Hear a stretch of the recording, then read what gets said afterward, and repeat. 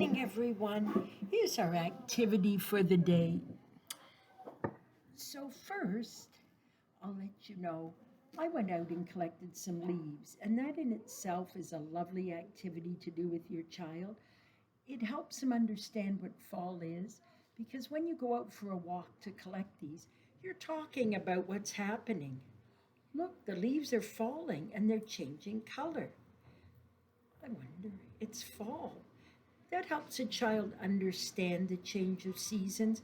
Just using the word fall without really experiencing it isn't going to help your child realize what it is. The experience is the best part.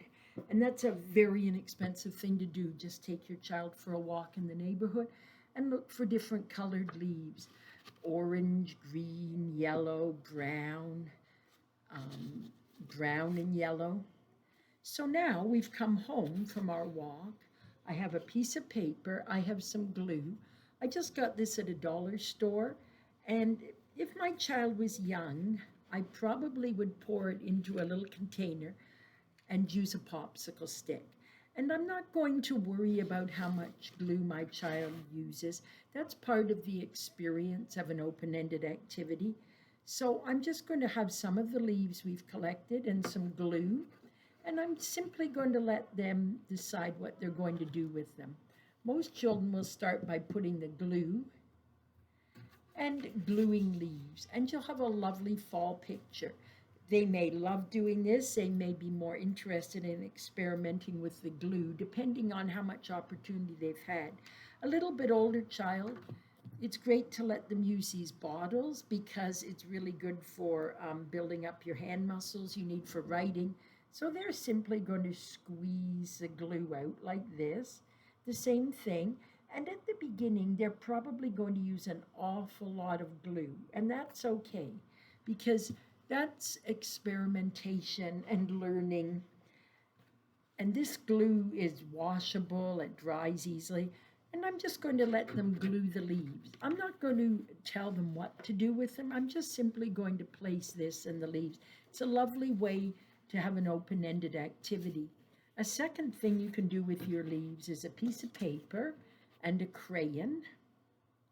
And I'm going to have my child peel the crayon if they're the age where they can. Otherwise, I'm going to peel it because you need a flat piece for this. It's less frustrating. This is also great fine motor to peel a crayon. It doesn't harm the crayon, but it allows you to do a leaf rubbing. And I'm sure you did this as a child. You put a leaf under a piece of paper. And I'm actually going to reach over and get some tape because I'm going to tape my leaf down. It's less frustrating for a child. So I'm just going to show you what I'm going to do. I'm going to tape my tray or table. In this case, I'm using a tray, and and this is my designated spot for my child to do artwork. And then I'm not worrying about the rest of the house becoming a disaster area. Remember what we said, you keep it in one spot. So now I've glued my leaf to my tray or my table, and I'm going to put my piece of paper over it. And I'm sure you've done this. I'm going to have my child just rub their crayon across it. If it was a young child, I'm holding my paper. I would also tape the paper down. I might not even tell them there was a leaf there, depending on their age and stage, because it might become like a mystery. I just maybe encourage them to rub, and they're rubbing, rubbing, rubbing. If you tape your paper, it's much easier for a young child because you need quite a lot of coordination to hold your paper and also do the rubbing.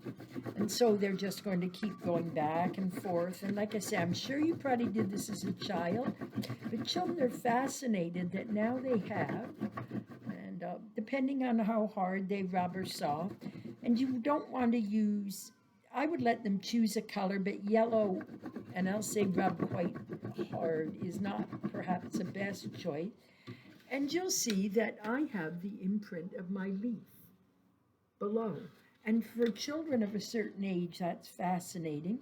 And I've taped my paper, and so now I have a lovely fall leaf. just by using a leaf that we found outside, a crayon, and a piece of paper. And if my child was a little older, I might suggest they cut this out because we could have many leaves and we could decorate our house or our window with them. So those are two simple activities to do in the fall. They're an outdoor activity in the sense that you go out to find the leaves. So it's about discovery and about fall. But they're also a great art activity. And like I say, all you need is a piece of paper, some glue, a crayon, and some leaves that you found off the ground. And I'm sure you'll probably remember that activity as a child. You might have forgotten about it, but it'll come back to you quickly that when you were a child. Another thing you can do with a leaf, you need to do this so yourself, um, is to put the leaves between two pieces of waxed paper, put a towel over it, and iron them. And that way your leaves become waxed and they last a very long time. And children like that idea too. You can let them see them before and after you've done that process. Okay, hope you try this activity. Bye, everyone.